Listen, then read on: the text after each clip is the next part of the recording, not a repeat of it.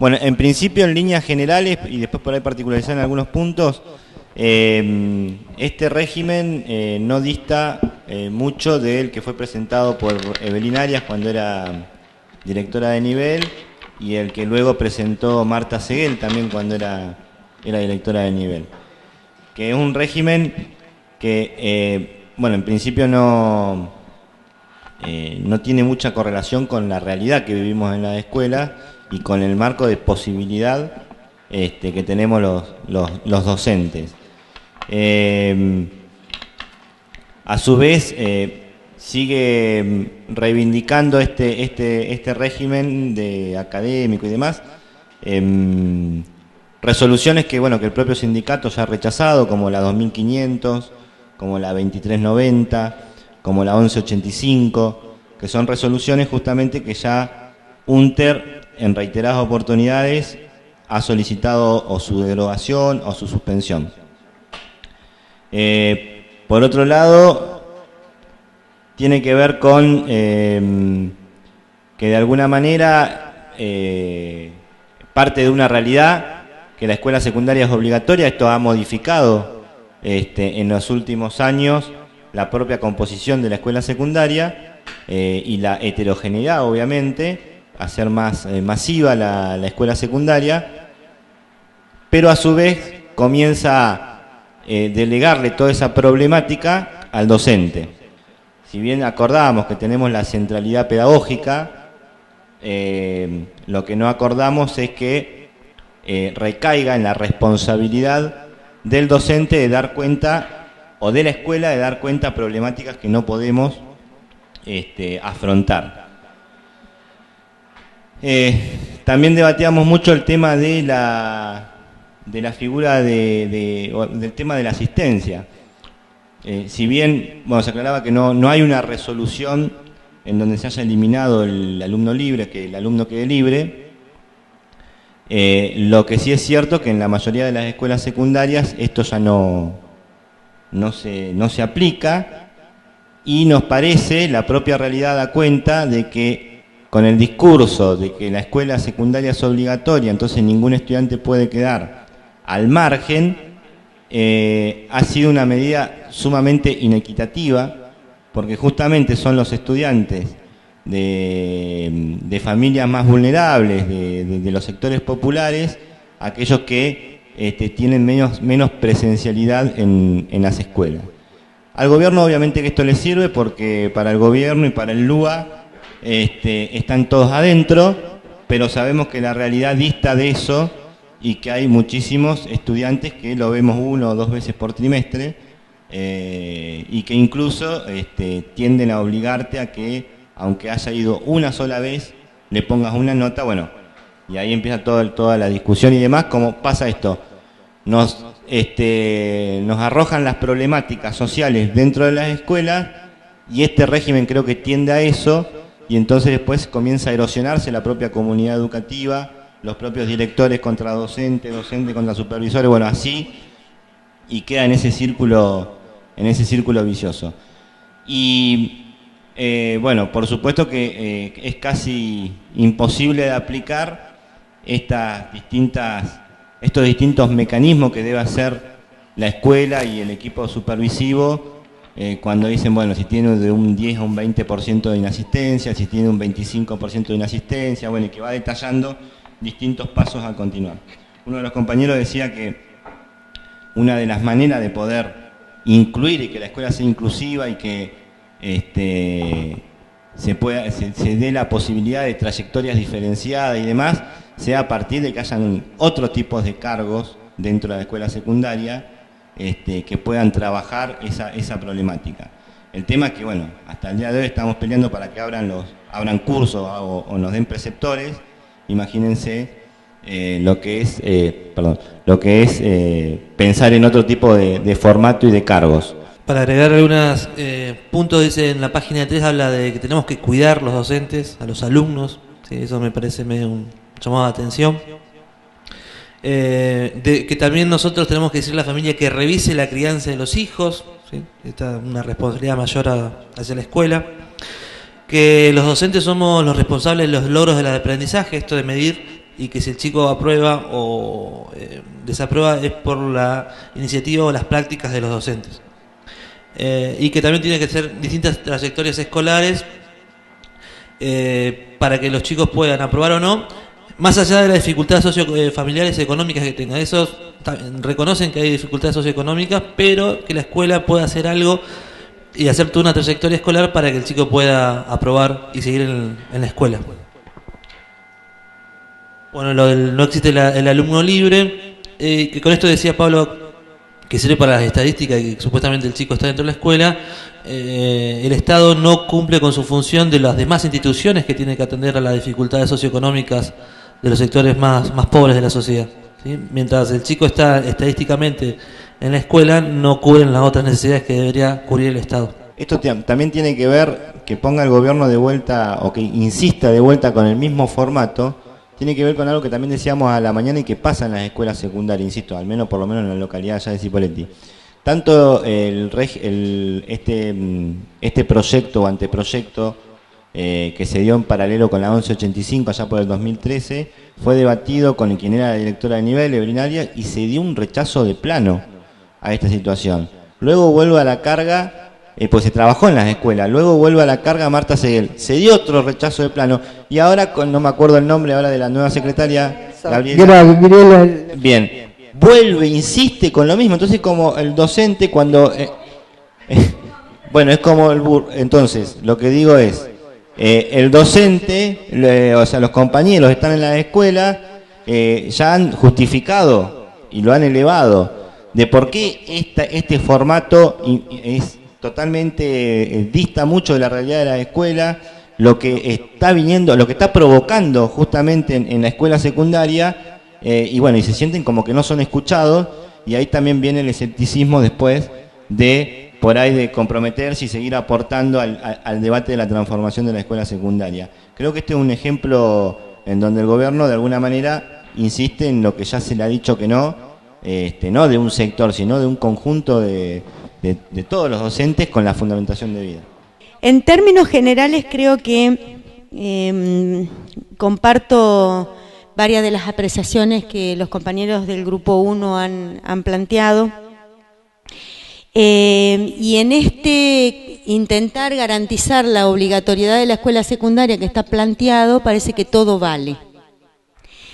Y tiene que ver con lo que uno entiende por garantizar la obligatoriedad de la escuela secundaria, que me parece que va en contrapelo a lo que se está planteando. Si yo quiero garantizar que los chicos estén escolarizados, tienen que estar escolarizados, tienen que estar dentro de la escuela.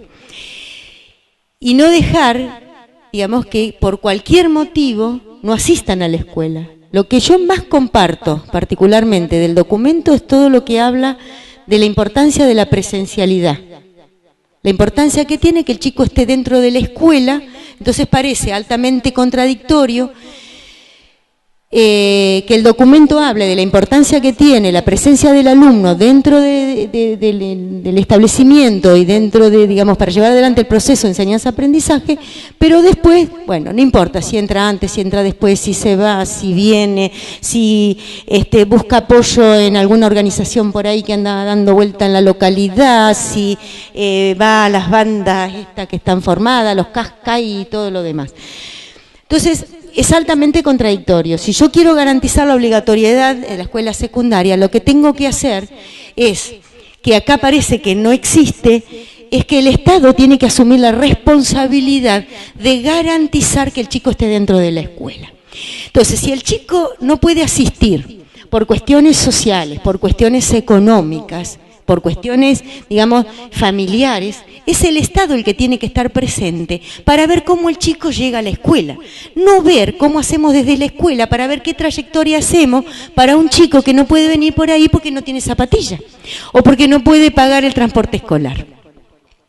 Sí, entendemos que las trayectorias, las posibilidades, esto de buscar alternativas para alumnos que indefectiblemente no van a estar dentro de la escuela, que son chicos con problemas de salud y que sabemos que esto es así y que ahí ya no lo podemos resolver de otra manera, tienen que estar las propuestas pedagógicas que se tienen que organizar al interior de la institución para llegar a ese alumno que no puede estar dentro de la escuela, por eso es importante la asistencia domiciliaria.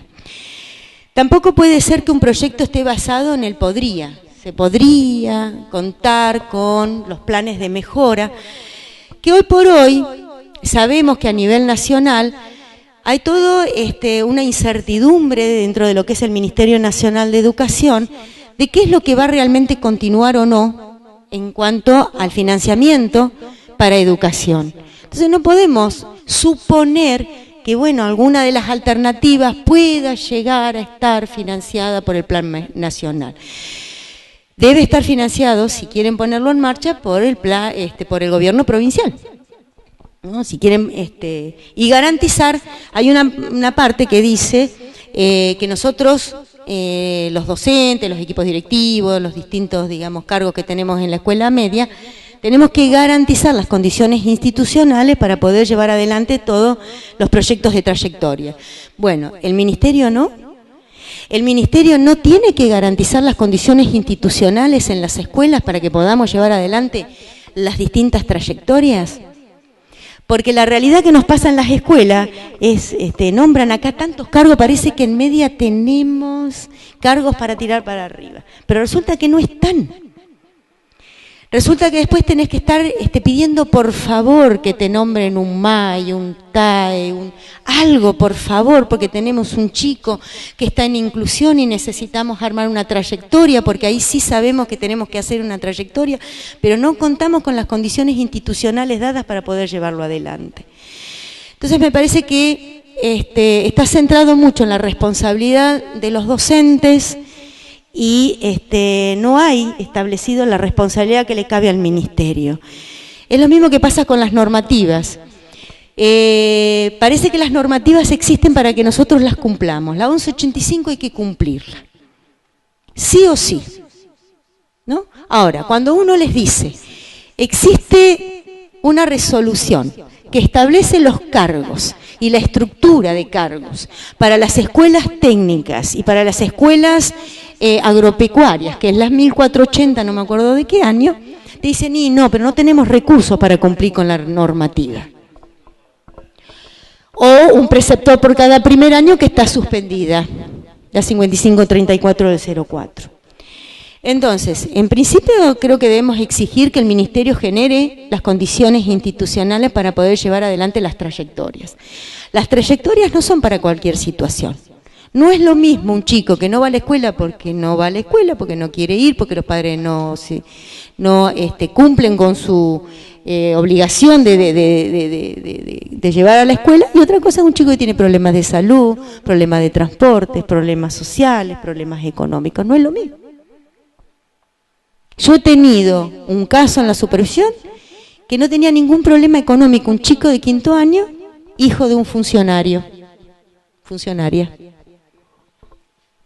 Y no tenía inconveniente para llegar a la escuela. Entonces tiene que estar y tiene que ir. ¿Por qué los docentes no tenemos que hacer cargo de los chicos, que los padres no se hacen cargo de que tengan que ir a la escuela? El primero que tiene que querer ir a la escuela es el chico, y el segundo que tiene que garantizar que el chico esté dentro de la escuela es la familia. Y la responsabilidad nuestra es trabajar con esos chicos y con la diversidad que tenemos, porque si no pareciera que los docentes no nos queremos hacer cargo de la diversidad que tenemos en las instituciones educativas. Sí nos queremos hacer cargo. Queremos trabajar, queremos armar las trayectorias y queremos que los chicos aprendan. Lo que no queremos es hacer un como sí. Los tenemos todos adentro, no pueden irse, no pueden esto, no pueden aquello, pero aprender no aprenden. Entonces, ¿para qué los queremos adentro de las instituciones educativas si no van a aprender? En media no hemos definido el turno escolar. Yo insisto con esto desde hace muchísimo tiempo. Y tampoco la cantidad de alumnos por curso, porque esto también tiene que ver con la cantidad.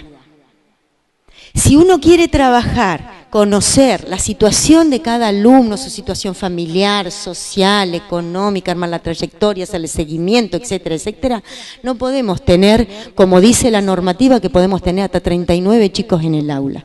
Esa no se deroga, parece. Más los chicos que recursan. ¿no? Yo puedo tener 30 pibes en un grupo y además tengo de otra escuela unos 10 que vienen a recursar historia, física y matemática. Entonces tengo 40 en realidad.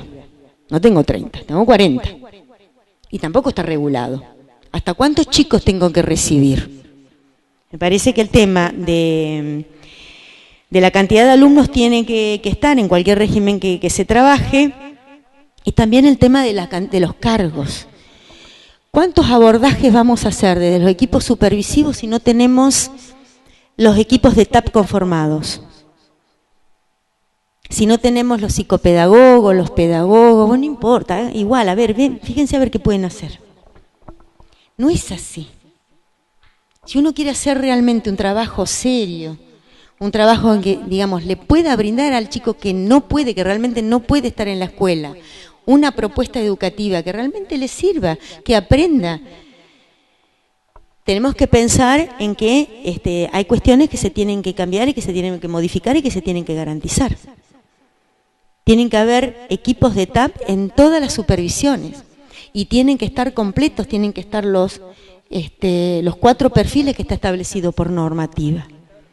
Y en todos los turnos, porque si no, es imposible. Logramos hace un par de años atrás los equipos de ETA para las escuelas de jóvenes y adultos que funcionan en horario de noche. Bueno, también fue una lucha. Hablan tanto de la inclusión y uno presenta un proyecto, como me ha tocado presentar, proyecto de atención domiciliaria, cuando todavía no estaba contemplado en la ley, ¿sí? Hace ya unos 10 o 12 años atrás, presentaba un proyecto domiciliario y era mucho, así me dijeron, era mucho pagar 10 horas cátedra, ¿sí? 10 horas cátedra para que los 5 docentes que trabajaban con esa alumna en inclusión tuvieran 2 horitas pagas para juntarse y poder armar el proyecto y poder hacerle un seguimiento y poder trabajar con ese alumno en particular. Entonces, la realidad de las escuelas nos muestra que la situación es otra. Este punto de los planes de mejora, los programas nacionales socioeducativos, no es un tema menor porque es lo que hoy en las propuestas de la reforma de la nueva escuela secundaria es lo que se plantea. De hecho, en Chubut, por ejemplo, como lo hemos señalado, apelan fuertemente a todos estos dispositivos y bueno, acá los denuncian claramente. También hay, si bien este es un anexo de asistencia, regula fuertemente lo que es evaluación, acreditación, avanza sobre estas cuestiones. Y hay un punto que nos hace ruido y que también lo adelantaron para la EPJA, que es el reconocimiento en la acreditación de diversas formaciones o experiencias vitales de los estudiantes. Si el estudiante cursa un idioma o alguna disciplina artística, por ejemplo, acá en este régimen lo que plantea es que se puede reconocer. Y esto para la EPJA también lo están planteando.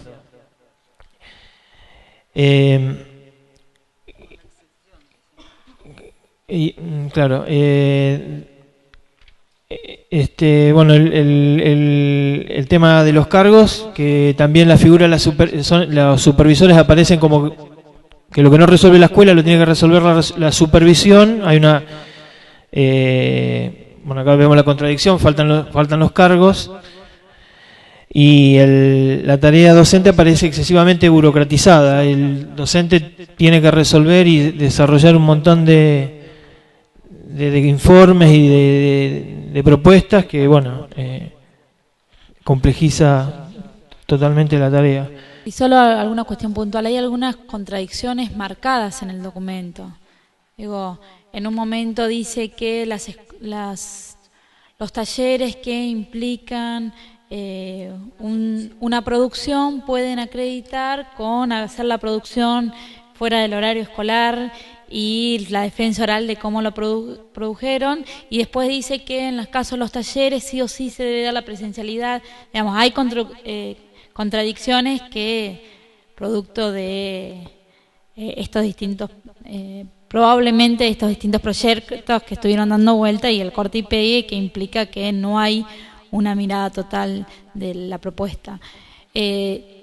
Tampoco queda como muy claro la lógica de pasamos a una cuestión de asistencia por materia, ¿sí?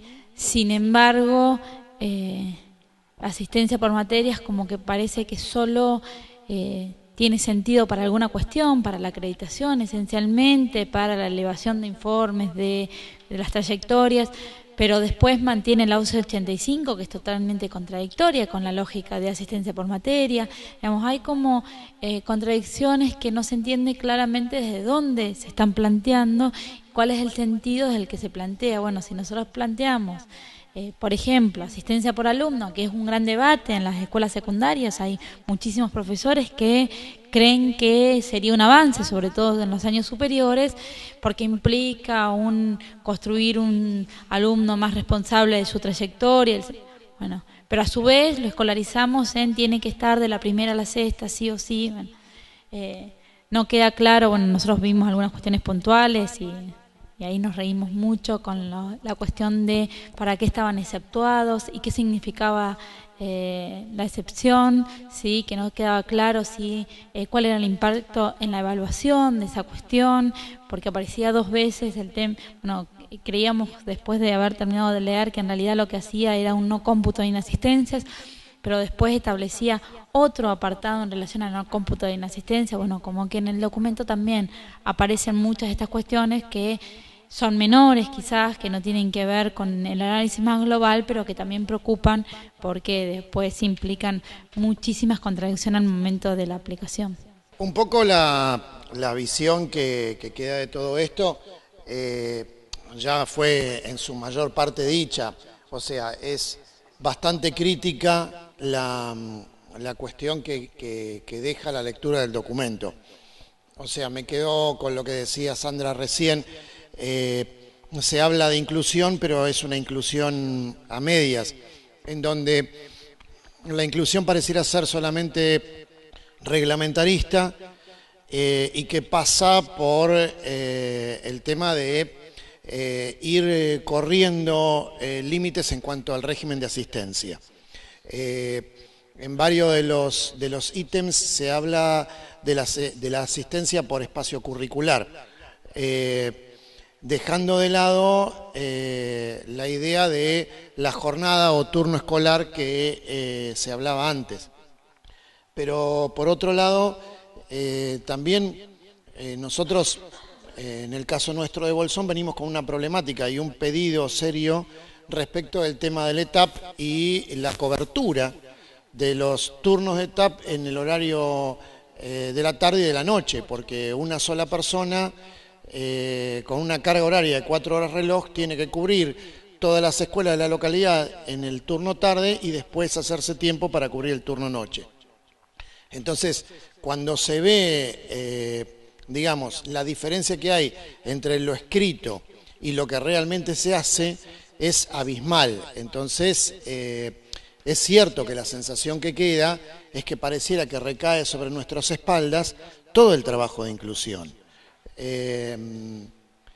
Bueno, si a esto sumamos el hecho de la falta de claridad en cuanto a lo que son las normativas de desdoblamiento de los cursos en nivel medio, pasa que, por ejemplo, sacando que haya algún estudiante con necesidades especiales, resulta que nos encontramos con cursos de arriba de 30 alumnos y, digamos, atender esa problemática, digamos, en las condiciones que van desde lo edilicio a la falta de apoyatura técnico-profesional, hacen que de repente nuestra tarea se complique.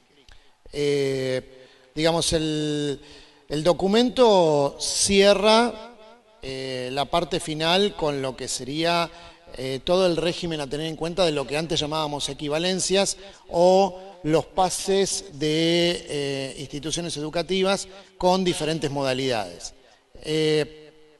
Digamos, en definitiva, esto no es algo nuevo, no es algo que desconocíamos.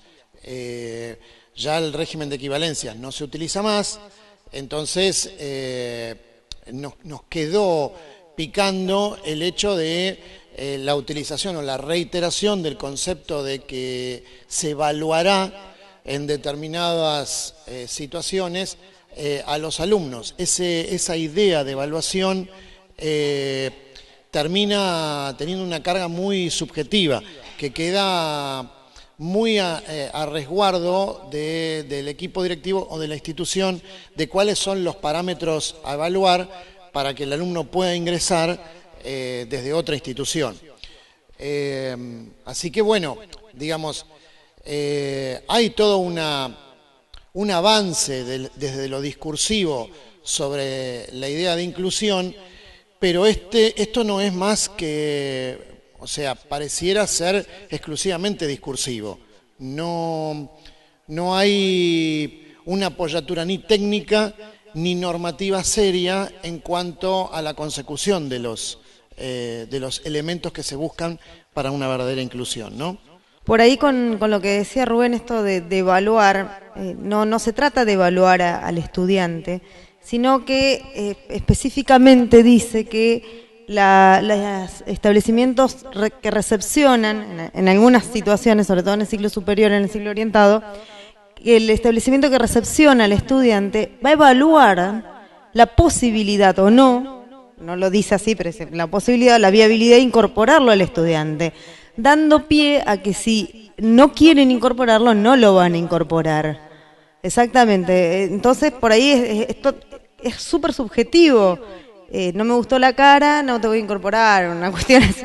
No, bueno, sería extremista, pero es exactamente. Y en algunas situaciones se aclaraba que si era la única escuela de la localidad, bueno, como que no había opción, pero donde habría dos establecimientos,